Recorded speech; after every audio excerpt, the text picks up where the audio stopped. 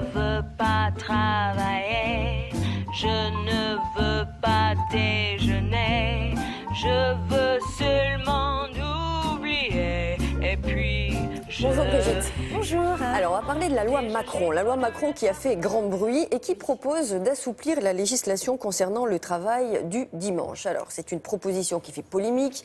On se demande notamment si le travail dominical aurait un impact sur la santé et sur les rythmes biologiques des salariés.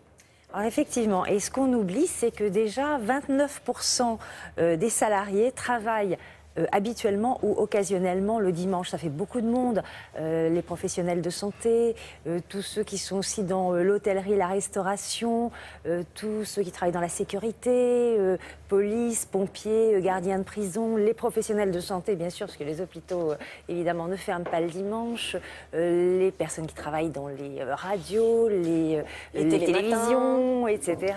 Donc vraiment, beaucoup de personnes sont concernées déjà par le travail du dimanche et avec une psychologue spécialiste des rythmes biologiques, nous avons voulu savoir si le fait de travailler le dimanche pouvait avoir un impact sur la santé, le fait aussi de ne pas avoir 2 jours consécutifs de repos, donc tout un week-end complet, pouvait aussi avoir un impact sur la santé.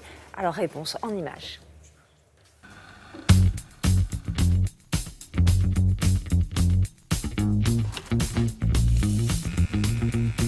Travailler le dimanche n'a pas d'impact sur la santé du point de vue physique, physiologique, etc. Parce que pour ceux qui travaillent le dimanche est un jour exactement comme les autres. Une enquête récente a bien démontré qu'à partir du moment où le salarié peut choisir d'avoir des horaires atypiques, dont travailler le dimanche, ce choix a des effets non négatifs sur sa santé. Ce n'est pas quelque chose qui va influer négativement sa santé. En revanche, différentes études ont montré que ça a effectivement un impact sur le stress des personnes à qui on impose le travail du dimanche, alors même qu'elles préféraient effectivement être plus proches de leur famille à ce moment-là. Ce que l'on constate, ce sont des risques professionnels de maladie, un absentéisme plus important chez certains à cause du fait que le dimanche est mal vécu. Pour être en bonne santé, il n'est pas nécessaire obligatoirement d'avoir 2 jours consécutifs de repos, que ce soit le week-end ou 2 jours dans la semaine consécutifs. Parfois, c'est même quelque chose qui provoque un dérèglement, étant donné qu'on se lève très tôt toute la semaine et ces 2 jours-là, on va se lever plus tard en se couchant plus tard. Donc cette désorganisation dans le rythme veille-sommeil va vraiment avoir un effet négatif chez certaines personnes jusqu'à induire des états dépressifs, du stress, du mal-être. Il vaudrait mieux parfois avoir 2 jours séparés de repos au cours de la semaine. Si le dimanche est un jour socialement différent, il ne l'est pas physiologiquement.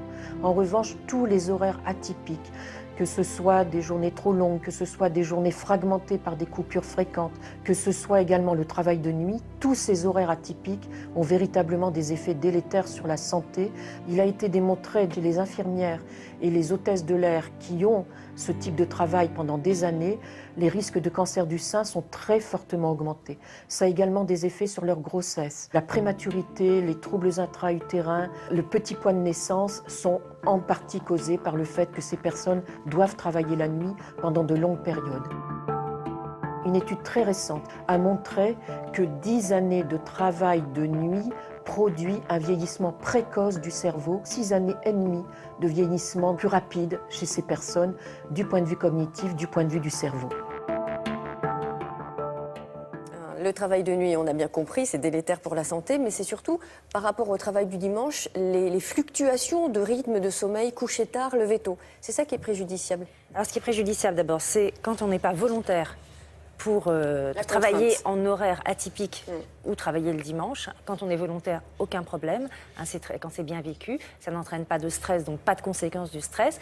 Et le vrai problème, on s'en aperçoit, c'est vraiment le travail de nuit qui dérègle les rythmes biologiques. Et quand on sait qu'en France, il y a 3 millions de personnes qui travaillent de nuit ou en horaire décalé, et principalement des femmes, on se dit que c'est ce problème de santé-là qui devrait faire polémique finalement.